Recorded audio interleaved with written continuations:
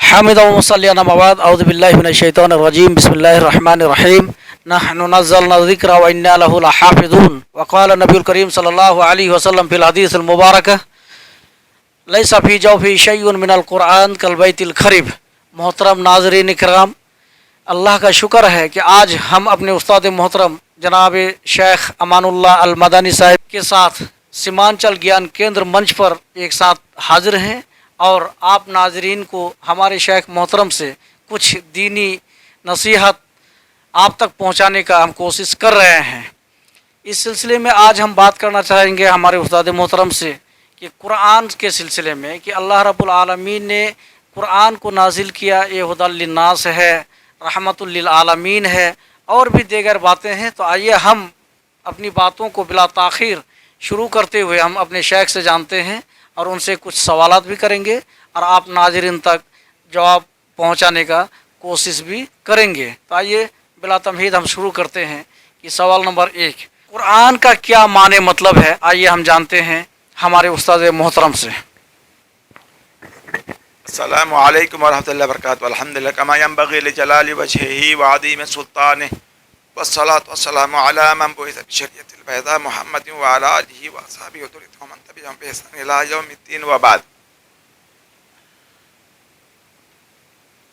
قال اللہ تعالی قل لن الانس والجن علی ان یأتوا بمثل هذا القرآن لا یأتون بمثله ولو کان بعضهم لبعض ظہیرا۔ محترم ناظرین کرام، ہمارے شیخ نے ہم سے سوال کیا ہے کہ قرآن کا کیا معنی مفہوم ہے۔ یہ قرآن کے سب سے مشہور نام قرآن ہے اور سب سے خاص نام کلام اللہ ہے، اور اس سے قرآن کے 100 ناموں سے بھی زیادہ ہے۔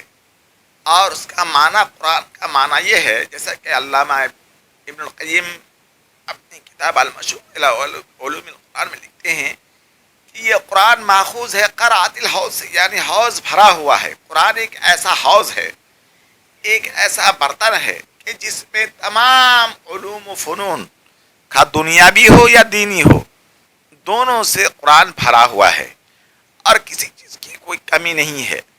اس کے اندر جامعیت ہے، اس کا معنی، قرآن کا معنی مختلف ہے، لیکن قرآن کا معنی یہ قرأت الحوض ماخوذ ہے۔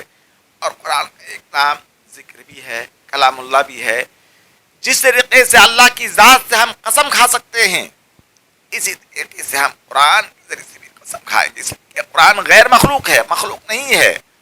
اور یہ قرآن کی قسم ہم کھا سکتے ہیں کہ قرآن اللہ کی صفت ہے۔ اللہ کے اسماء و صفات سے ہم قسم کھائیں گے۔ اللہ کی رحمان، رحیم، کریم، غفور، غفار، قرآن کی قسم، رحمان کی قسم کھانا جائز ہے، کیوں؟ یہ قرآن کا یہ اللہ کی صفت ہے اور یہ قرأت الحوض سے ماخوذ ہے، حوض بھرا ہوا ہے۔ قرآن میں ہر طرح کا علوم پائے جاتے ہیں، خواہ وہ دنیاوی ہو یا دینی ہو۔